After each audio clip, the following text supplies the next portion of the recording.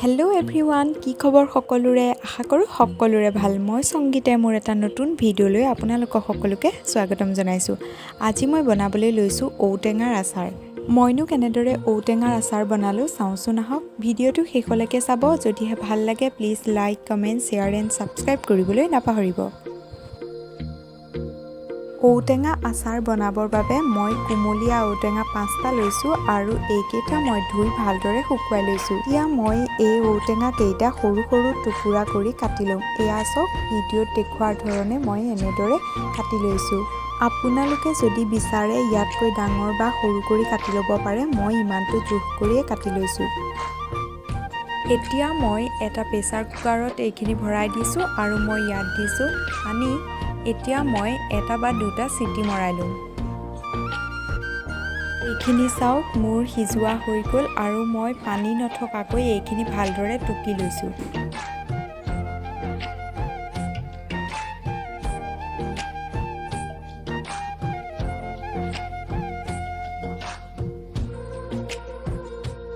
এতিয়া মই এখন গেছত কেৰাহী পাতি লৈছোঁ আৰু মই ইয়াতে দিছোঁ মিঠাতেল।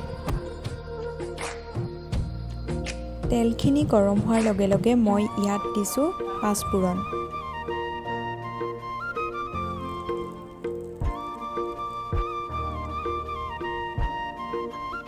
এইখিনি ভালদৰে ফুটি উঠাৰ পাছত মই ইয়াত ঔটেঙাখিনি দি দিছোঁ।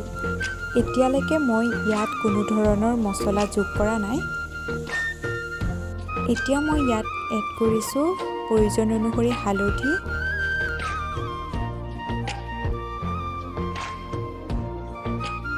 আৰু সোৱাদ অনুসৰি নিমখ দিছোঁ। এতিয়া মই এইখিনি ভালদৰে মিক্স কৰি দিম। আচাৰত পাঁচফোৰণ যোগ কৰিলে ইয়াত বিশেষ মছলা যোগ নকৰিলেও হয়। 4 পৰা 5 মিনিট সময় ভজাৰ পাছত মই ইয়াত ডাঙৰ চামুচ এখনৰ জোখাৰে 3 চামুচ চেনি এড কৰিছোঁ। এইখিনি মই এতিয়া ভালদৰে মিক্স কৰি দিম। কালাৰৰ বাবে মই ইয়াত ব্যৱহাৰ কৰিছোঁ কাশ্মীৰী পাউডাৰ। এইখিনি প্ৰায় মোৰ হৈয়ে গৈছে আৰু মই ইয়াত এড কৰিছোঁ 2 চামুচ ভিনেগাৰ। ভিনেগাৰ নাথাকিলে আপোনালোকে কাজি নেমুৰ ৰসো ব্যৱহাৰ কৰিব পাৰে। এইখিনি চাওক, আমাৰ আচাৰ ৰেডি হৈ গ'ল। মই এতিয়া এইখিনি উলিয়াই দেখাইছোঁ। চাওকচোন, দেখিবলৈ কিমান ধুনীয়া হৈছে, খাবলৈ বহুতেই ভাল হয়। যিসকলে আগতে এনেদৰে ট্ৰাই কৰা নাই, এবাৰ ট্ৰাই কৰি চাব। লগতে কেনেকুৱা পালে মোক জনাবলৈ নাপাহৰিব।